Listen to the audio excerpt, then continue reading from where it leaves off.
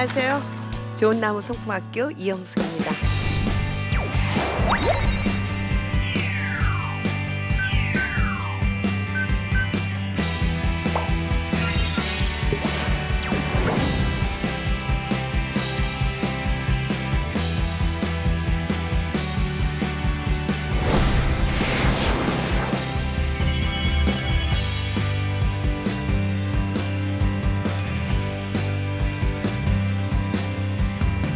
오늘은요, 내 자녀의 행복, 양육으로부터. 성품이 미치는 범위는 당신의 재능, 교육, 배경, 인맥보다 넓다. 그런 것들로 문을 열 수는 있으나 그 문에 들어선 후 어떻게 될지는 성품으로 결정된다. 앤디 스텔리의 성품은 말보다 더 크게 말한다 중에 우리가 한번 생각해 봐야 될 대목입니다. 우리가 성공을 지키기 위해서 자녀 양육 굉장히 힘을 쏟고 있습니다. 그런데 우리가 많은 성공을 경험해도 결국은 그 성공을 유지할 수 있는 힘은 성품이다라고 이야기합니다. 그래서 오늘은 우리 자녀의 행복을 어떻게 양육으로, 특히 성품 양육으로 그 아이들의 행복을 지킬 수 있을까 함께 나누는 시간 갖도록 하겠습니다. 현대에 어떻게 자녀 교육을 할 것인가를 굉장히 고민하면서 다양한 방법으로 시도하지만 결국은 성품 양육이 답이다라고 말한 학자들이 굉장히 많습니다. 특별히 그 스탠퍼드 대학의 심리학자 루이스 터먼의 실험이 있었어요. 많은 사람들이 그 당시 지능이 높으면 성공하고 지능이 높으면 행복할 것이다 라고 생각을 해서 지능 높은 아이들로 키우려고 혈안이 되었던 시대입니다.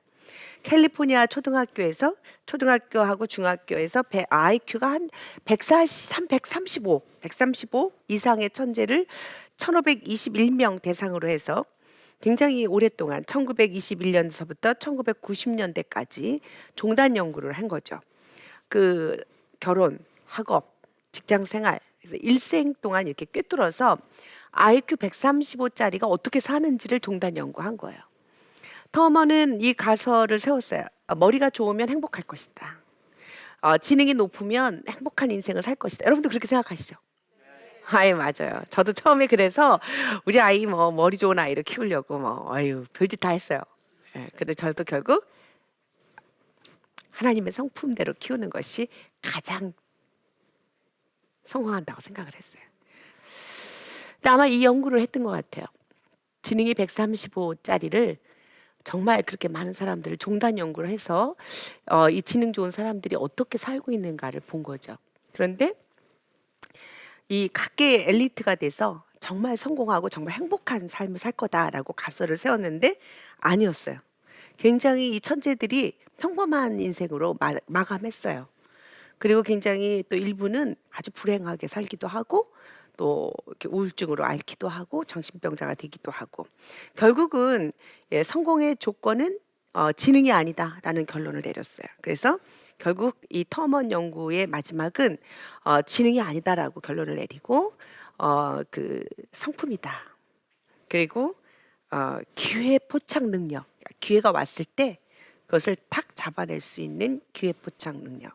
그래서 우리가 성격과 인격이다라는 얘기는 다른 말로 말하면 성품이다라고 할 수가 있는 거죠.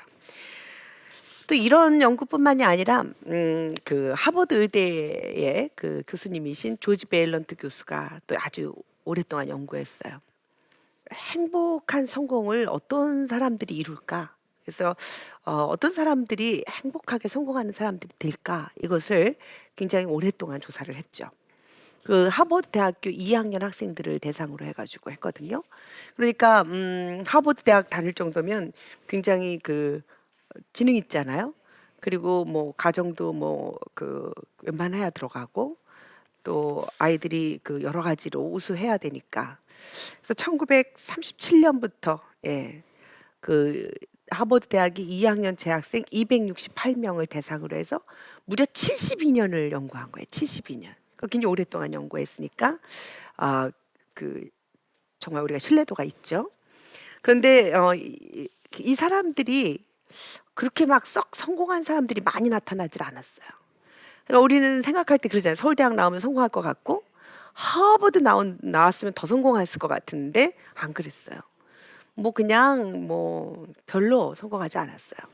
그중에 뭐 연방 상원의원에 도전한 사람 4명, 된 사람도 아니고 도전한 사람 4명, 유명한 소설가, 대통령이 된 사람이 그중에 한 명 있었어요. 존 F 케네디.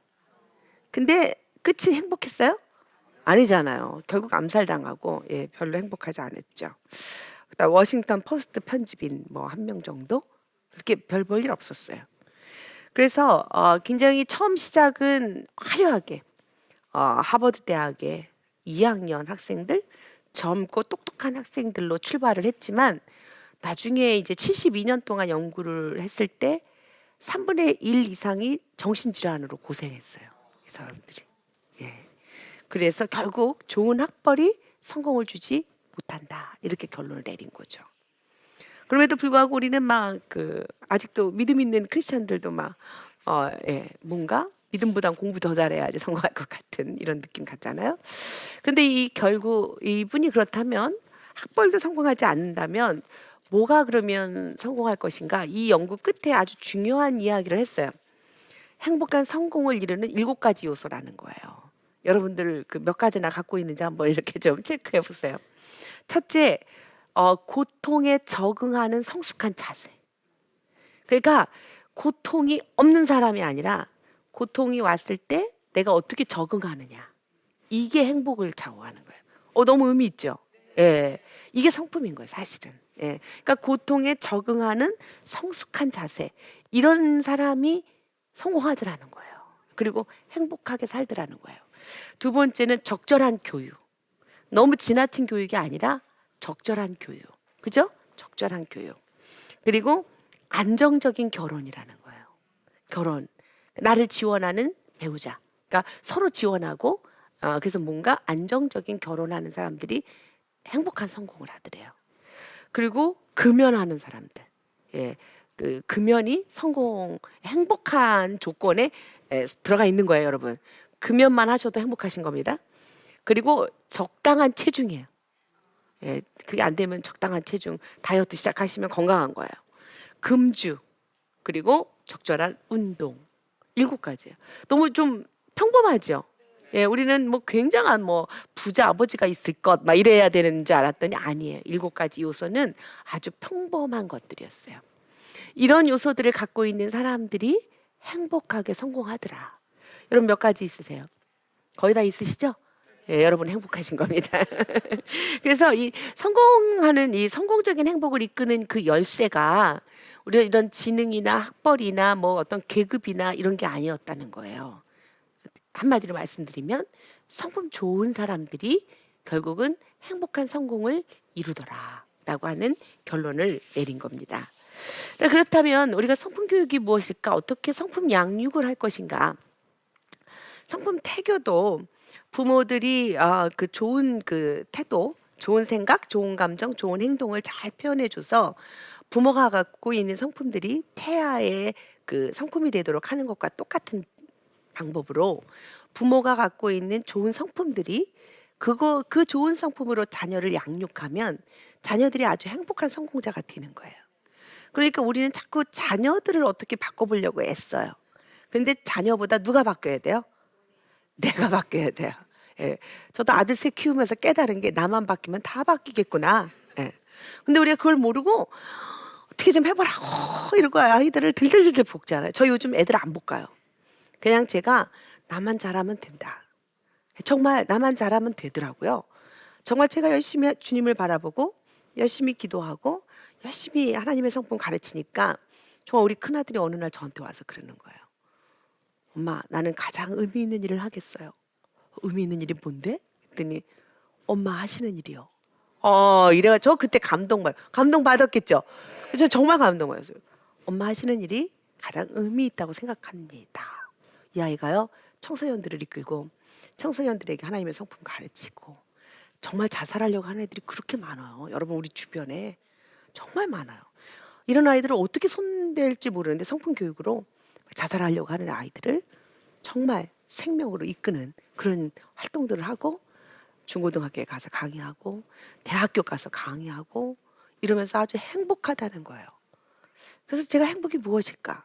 네. 행복은 돈으로 살 수 없는 거예요. 상황이나 환경 속에 있는 게 아니에요. 우리의 마음가짐인 거예요. 그러니까 우리의 마음가짐은 우리의 바로 생각, 감정, 행동의 표현인 거예요.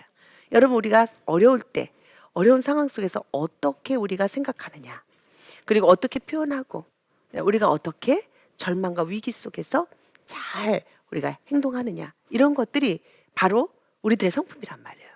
이런 것들을 우리 자녀들에게 잘 가르치고 보여줄 때 아이들은 아주 가장 중요한 의미를 붙잡고 아이들이 행복하게 사는 거예요. 여러분, 옆에 있는 분들하고 행복을 말해보세요. 어떻게 했냐면, 당신을 보니까 더 이상 바랄 것이 없어요. 한번 얘기해 보세요. 시작. 당신을 보니까 전 더 이상 바랄 것이 없어요. 네. 그러니까 여러분, 우리들도 이렇게 행복을 우리 스스로 지켜야 돼요. 그러니까 자꾸 우리는 비교하고 열등감을 갖고, 그러니까 이 행복 지수가 대한민국 사람들이 제일 낮아요. 특히 최근에 연구 결과로는 초중고 아이들, 대한민국의 초중고 아이들이 굉장히 행복하지 않다고 나왔어요. 그래서 정말 맨 마지막 꼴찌였어요. 남아프리카 공화국 애들보다도 낮았고, 네팔 아이들보다도 행복 지수가 낮았어요. 근데 이 연구는요, 또 너무 재밌는 게 이 아이들의 이 물질적 공급은 전 세계 2위래, 2위. 그러니까 우리 아이들이 물질에 부족함이 없는 거예요. 근데 우리가 생각하면 그렇게 많은 것들을 받고 물질에 풍성하면 행복할 것 같죠? 근데 애들은 꼴찌에 아주 완전히 행복하지 않다라는 거예요. 이야, 이 기가 막힌 거 아니에요? 그러면 어떻게 보면 대한민국 부모님들은 억울해요. 굉장히 열심히 내 자녀들을 그냥 먹을 거 입힐 걸 그냥 최고로 그냥 씩씩거리고 얼마나 해줬는데 얘네들이 배은망덕하게 초등학교, 중학교, 고등학교 애들한테 물어보니까 행복하지 않다. 전 세계의 꼴찌에 꼴찌. 아주 심각한 대한민국의 아주 상처예요, 지금. 청소년 자살률이 OECD 국가 중에 1위예요. 근데 암만 해도 이 1위를 못 이기는 거예요. 계속 10년 내내 1위였어요. 제가 성품 교육한 지 11년째인데 지난 11년 내내 1위였어요. 정말 왜 그럴까? 결국 대한민국의 아이들이 아주 일찍부터, 너무 일찍부터 경쟁, 비교의식, 열등감에 시달린다는 거예요. 그러니까 아무리 좋은 것들을 갖다 주면 뭐예요? 아이들이 우울하고 아이들이 행복하지 않다고 말하고, 그리고는 결국 자살을 선택하거나 우울증 앓고 있으면 대한민국의 미래가 어떻게 되겠어요? 정말 심각하죠. 네. 그러니까 우리가 정말 행복한 양육을 해야 되는 겁니다. 그래서 우리가 이 성품 교육은 무엇일까? 성품 교육은 생각, 감정, 행동을 변화시키는 거예요. 그래서 그 사람을 행복하게 만드는 교육을 하는 게 성품 교육이에요. 그러니까 우리는요, 성품 뭐 그걸 가르쳐야 돼요. 그게 저절로 되는 거 아니에요? 이렇게 생각을 해요. 그런데 가르쳐야 되는 거예요. 예전에는 우리가 배울 수 있는 기회들이 많았어요. 3대가 같이 살고 할머니, 할아버지, 어르신들의 그런, 이럴 때는 어르신들은 저렇게 결정하는구나. 우리 엄마가 인내하는 모습을 보면서 저럴 때 참아내는 거구나. 이런 걸 배웠어요. 근데 요즘은 배울 데가 없어요. 핵가족화 돼가지고 완전히 엄마 아빠는 일하러 가고 애들은 텔레비 앞에서 혼자 본단 말이죠. 그러니까 텔레비에 있는 가치관이 아이들의 가치관이 되는 거예요. 그러니까 아이들이 점점 배울 만한 데가 없어요. 그러니까 아이들이 갖고 있는 생각, 감정, 행동을 누가 지배하냐면 TV가 갖는 거예요. 이 세상을 잡고 있는 가치관이 우리 아이들에게 침투하는 거예요. 우리가 정말 좋은 생각, 좋은 감정, 좋은 행동으로 양육할 때 아이들은 진정한 행복자가 되는 것이고, 이러한 행복한 사람이 진짜 성공하는 거예요. 예. 아무리 우리가 성공했다고 했는데 우울하면 뭐예요? 최근에 우리 가슴을 굉장히 아프게 했던 사건이 있었어요. 외고 다니는 아이였는데 공부 잘했어요. 동네에서도, 그리고 이 아이를 아는 모든 사람들이 참 똑똑하고 공부 잘하는 아이라고 소문났던 애예요. 근데 이 아이가 계속 성적표를 가져와서 엄마에게 얘기해. 엄마, 나 몇 점 맞았어. 그럼 엄마는 늘 그래, 잘했다. 그런데 다음에 더 잘해야 돼. 그런데 이것도 잘해야 돼. 그런데 저도 잘해야 돼. 날마다 이렇게 토를 달았어요, 아이에게. 근데 이 아이가요, 어느 날 진짜 엄마가 원하는 만큼의 성취를 이뤘어요. 그래서 정말 좋은 성적을 딱 맞은 날 편지 하나 쓰고 투신 자살했어요. 근데 이 엄마에게 뭐라고 썼냐면, 엄마, 이제 됐어? 이거예요. 딱 네 글자. 이제 됐어? 그리고는 투신 자살했어요. 너무 아깝죠. 전 너무너무 우리 대한민국의 현실이 너무 안타까웠어요. 우리가 그렇게 키우지 않아도 되는데, 그만해도 된다고 말하면 더 잘하는데, 그냥 너 때문에 나는 너무 행복해 죽겠다고 말하면 우리 애들은 그냥 행복해서 하지 말래도 공부하는데, 그냥 이 아이는 결국 아까운 목숨을 잃어버렸어요. 이제 됐어? 예, 정말 안타까운 실제의 사건이에요. 자, 그렇다면 우리가 어떻게 해야 될까? 네, 우리가 하나님 우리들의 자녀들을 어떻게 키우라고 하냐면 마땅히 행할 길을 아이에게 가르치라. 그리하면 늙어서도 그것을 떠나지 아니하리라. 이게 비법이에요. 우리 아이들에게 마땅히 행할 길을 가르쳐 줘야 돼요. 성품 교육은 마땅히 행할 길을 가르치는 거예요. 마땅히 우리가 피조물로서 가져야 될 생각, 우리의 감정, 우리의 행동들을 이럴 때 적절하게 어떻게 해야 되는지를 가르쳐 주는 거예요. 하나님 나라의 가치관, 하나님 나라의 원칙, 하나님 아버지가 어떻게 우리를 사랑하셨는지를 가르쳐 주고 적용할 수 있도록 가르쳐 주는 것은 아주 중요한 양육이에요. 이 아이가 정말 건강하고 의미 있게 어떻게 하나님 나라와 그리고 피조물로서의 책임감을 갖고 살 수 있는지를 균형 잡힌 교육으로 아이들이 사고와 이런 감정과 행동들이 균형 잡혀질 때 아이들이 훨씬 더 많은 일들을 이뤄내고 안정감 있게 행복한 자신의 삶을 살 수 있는 거예요. 그러니까 우리가 정말 신명기 6장 6절 7절 말씀, 하나님의 교훈에 따라 다음 세대를 훈계하고 양육하고 또 풍성한 삶을 살 수 있도록 영적인 발달을 가르치고 또 다음 세대를 향한 영혼 구원에 대한 적절한 책임감들이 우리 아이들이 갖게 될 때 자기가 할 수 있는 가장 좋은 재능들을 가지고 무엇인가 책임감을 갖고 세상을 이끌고 가는 지도자들로 쓸 때 이 아이들이 정말 멋진 아이들로 클 수 있는 거죠. 예. 자, 그렇다면요, 우리가 특히 나이에 따라서 아이들의 이 양육은 달라지는데, 이 아이들이 태어났을 때 0, 3세 이 영아기 때는 정말 아이들이 울음으로 모든 것을 표현하거든요. 이때 우리가 정말 경청할 수 있는 성품들이 돼야 돼요. 경청이란 상대방의 말과 행동을 잘 집중하여 들어 상대방이 얼마나 소중한지 인정해 주는 거. 그러니까요, 우리 아이들에게 이 영아기 때 어떻게 성품 양육을 할까? 우리 부모들은 경청의 성품을 키워야 돼요. 경청은 말로만 전달받는 게 아니에요. 말과 행동으로, 그리고 그 속에 감춰져 있는 마음, 욕구가 무엇인지를 꿰뚫어 볼 줄 아는 존중함이 있을 때 우린 경청 잘해요. 여러분 자녀를 키워보셨으면 알겠지만 애들이 응애응애하고 울 때요, 애들은 똑같은 울음이지만 욕구가 다 틀리다는 사실 아시죠? 어느 때는 막 우는데 배고파서 우는 거고요, 어느 때는 막 우는데 이 아이는 밥 달라고 우는 거고요, 막 우는데 어떤 아이는 안아달라고 우는 거예요. 우리는 이 소리를 잘 경청할 수 있어야 돼요. 그래서 우리가 정말 적절한 양육을 해야 돼요. 배고팠구나. 그래, 밥 먹자. 안아달라고? 그래, 엄마가 너하고 항상 함께 있지. 어디 가겠어? 이리 와, 엄마가 사랑해 줄게. 기저귀 갈아달라고? 저런 척척했겠구나. 이런 말들로 그 아이들의 욕구들을 우리가 이렇게 입으로 경청해 줄 때 이게 성품 양육이에요. 그러면 이 아이는 나는 존중받고 있구나, 나는 사랑받고 있구나, 내가 울기만 해도 나를 이렇게 경청해 주는구나, 이 아이는 행복한 거예요. 이런 아이들은 굉장한 신뢰감을 갖고 자라요. 그래서 이런 아이들은 굉장히 안정감을 가져요. 그래서 이런 아이들은 성장하면서도 세상을 신뢰해요. 이런 아이들은 하나님을 향한 믿음도 굉장히 금방 잘 자라요. 그런데 아무리 울어도 대답 없는 그대요. 이러면 이 아이들이 믿음이 안 자라요.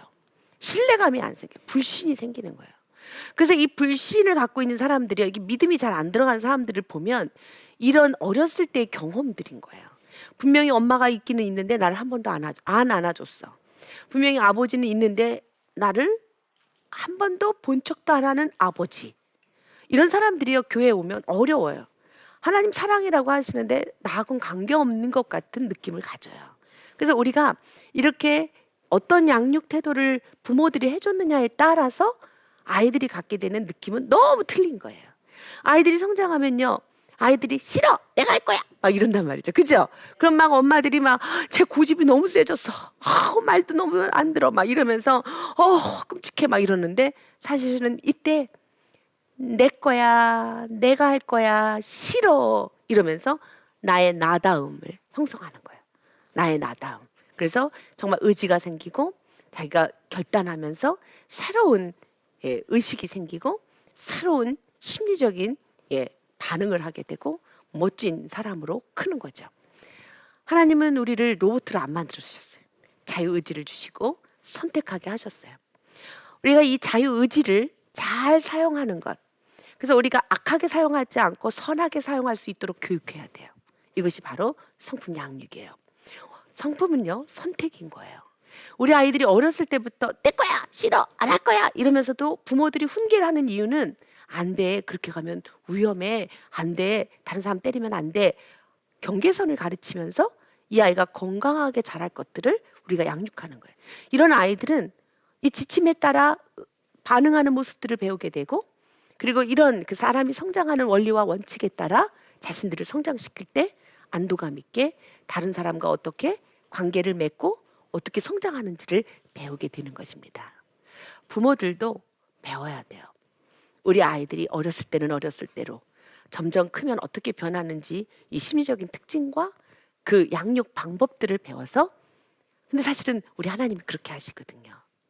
옛날에 내 모습하고 똑같이 나를 키우시는 분이 아니시고, 여러분 성경을 읽어도 작년에 읽었을 때의 그 기절과 1년 전의 기절과 오늘 나에게 주시는 말씀이 다르지 않습니까? 하나님 우리를 그렇게 양육하세요. 그렇게 먹이시는 거예요. 우리도 그렇게 해야 돼요. 우리 아이들에게 다르게, 이 아이가 아기였을 때와 유아기였을 때와 이 아이가 초등학교 다닐 때와 이 아이가 사춘기일 때와 그 아이들의 연령에 맞게 우리들이 지식을 따라 그 아이들에게 맞는 교육을 해서 이 아이들의 심령이 성장할 수 있도록, 생각과 감정, 행동이 성장할 수 있도록, 그리고 그 안에 믿음이 성장할 수 있도록 키우는 것이 아주 중요한 성품 양육인 것입니다. 특히 이 신생아기는 태어나서 아주 막 태어났을 때 이 아이들의 이 모든 인간의 이 뇌세포는 굉장히 위대합니다. 사실은 천재들이 태어난 거죠. 신경세포가 1000억 개 정도가 있고 이 아이들이 계속 늘어나는데 엄청난 속도로 늘어나는 이런 그 놀라운 특징들을 갖고 있어요. 근데 우리는 이 시기를 그냥 내버려 둘 때 이 아이들이 성장하고 체계적으로 이 발달해야 될 때 못 배우는 거예요. 그래서 아이들에게 적절한 좋은 정보들을 주고 가르치고 훈계하면서 아이들이 그 시기에 맞게 아주 멋진 뇌세포들이 시냅스가 형성이 되도록 이 아이들을 체계 있게 가르치는 것, 오감각을 통해서 가르치는 것들은 너무나 중요합니다. 아이들의 성품 양육이라는 것은 아이들의 연령에 따라서 그 아이들의 신체적 특징, 그리고 그 아이들의 심리적 특징에 맞도록 가르치는 거예요. 하나님은 지금도 우리를 그렇게 가르치고 계시는 거예요. 이 상황에서 우리가 가르쳐야 될 것은 그때 하나님은 우리를 어떻게 사랑하셨는지, 하나님은 그때 우리에게 어떤 모습으로 나타나셨는지, 이런 모습들을 가르쳐 주면서 아이들이 하나님 아버지를 닮아갈 수 있도록 성장시키는 것이 바로 아주 중요한 성품 양육인 것입니다. 믿음은 갑자기 하늘에서 뚝 떨어지는 게 아니에요. 부모들이 갖고 있는 생각, 감정, 행동들, 그리고 하나님 아버지에 대한 믿음의 결정들이 자녀들에게 이어집니다. 오늘 우리가 우리 자신들을 더 우리를 지으시고 또 때에 맞게 또 우리의 각 사람의 특성에 맞게 다 똑같지는 않지만, 그래서 우리는 비교할 필요가 없어요. 하나님 우리는 각 사람에게 필요한 걸작 부모로 만드셨기 때문에 각 사람에게 필요함을 공급하시는 하나님 아버지인 것처럼 우리도 우리 자녀들을 각각의 처지에 맞게, 연령에 맞게 비교하지 않고 열등감 주지 말고 경쟁하지 않으면서 하나님이 나에게 준 선물인 그 자녀에게 집중하면서 하나님 아버지 닮아가는 성품 양육법을 실천해 보셔서 우리 아이들을 행복한 성공자로 만드시기를 바랍니다. 감사합니다.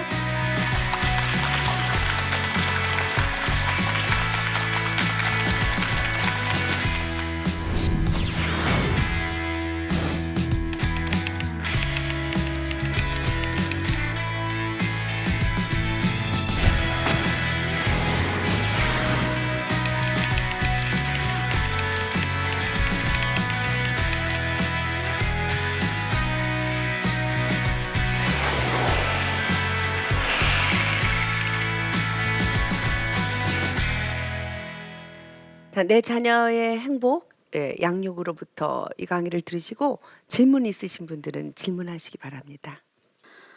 요즘은 맞벌이 부부가 많잖아요. 네. 근데 아이들을 어떻게 양육을 해야 되는지 궁금합니다. 지금 굉장히 심각한 부분이 이 맞벌이죠. 그래서 그렇다고 또 안 할 수 없고요.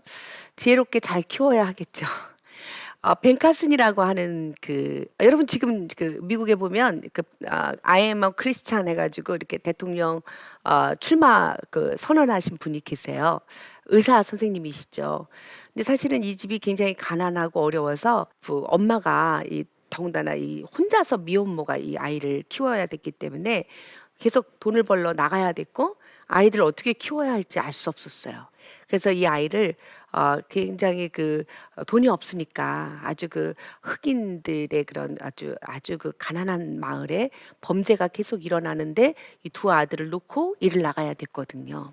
아무도 가르치는 사람이 없어서 공부 참 못했어요. 그래서 굉장히 계속 학교에서 경고장이 날라왔는데 엄마가 기도했어요. 그래서 어떻게 이 아이를 키워야 하는지 가르쳐 달라고 기도했어요. 그때 기도 중에 아주 놀라운 말씀을 주셨어요. 하나님께서 좋은 생각을 주신 거죠. 도서관에서 있게 해라. 그래서 이 아이를 날마다 집에만 오면 TV를 보는 아이에게 도서관에 가라. 엄마가 일 마치고 올 때까지 도서관에서 지내라. 이랬던 거죠. 그래서 이 아이가 도서관에서 자란 거예요. 아이가 학교만 끝나면 도서관에서 엄청난 책을 읽었어요. 결국은 이 아이를 따라갈 자가 없었어요. 이분이 결국 의사 선생님 됐잖아요. 예, 그리고 샴 쌍둥이를 이렇게 분리 수술을 하는데 성공해서 신의 손이라고 기적의 손, 신의 손이라고 칭송을 하게 됐는데 당신은 어떻게 이렇게 성공했냐고 물어보니까 내 어머니 때문이라고 얘기를 했거든요. 예, 바로 그런 어머니의 기도가 많이 필요한 시절이죠. 그래서 상황과 형편들이 각각 부모마다 다르기 때문에 그 상황에서 가장 옳은 길로 인도해 주시는 하나님께 기도하시면서 내 자녀를 어떻게 키워야 할지를 정말 기도할 때 창의성을 주시는 게 하나님 아버지의 사랑이시니까 그 상황에 맞는 도움의 손길들을 잘 받으시면서 우리 자녀를 잘 키우시면 하나님 나라의 귀한 일꾼들이 될 것 같습니다. 내 자녀를 어떻게 행복한 아이가 되게 할까? 또 어떻게 시대를 이기는 그런 성공하는 사람으로 만들까? 모든 부모님들의 소원이 아닐 수가 없습니다. 먼저 우리 부모들이 하나님의 성품을 닮은 사람들이 되시고 그리고 그 성품을 우리 자녀들에게 잘 가르치고 양육하시는 귀한 부모님들이 되시기를 바랍니다. 행복하고 성령 충만한 가정들 만드시기 바랍니다. 고맙습니다.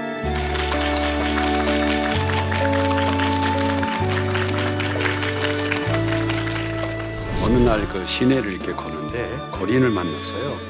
실은 내가 며칠 굶었는데 너무 배고프다고 좀 식사 좀 할 수 있게 좀 도와달라고 그래서 참 마음이 아프더라고요. 그래서 그분한테 돈 10,000원 한 장을 좀 드리고 맛있게 식사하시고 힘내시라고 그랬어요. 근데 그분이 그것을 받고 이렇게 돌아가시는데 마치 주님의 음성이 들리는 것 같았어요. 내가 있는 땅에서 우리 4km 반경 이내에 배고픈 사람이 있으면 그거는 내 책임이야 그런 거예요. 우리 가운데 좀 어려움을 겪고 힘들어하고 그런 분들이 우리도 모르게 만나는 거예요.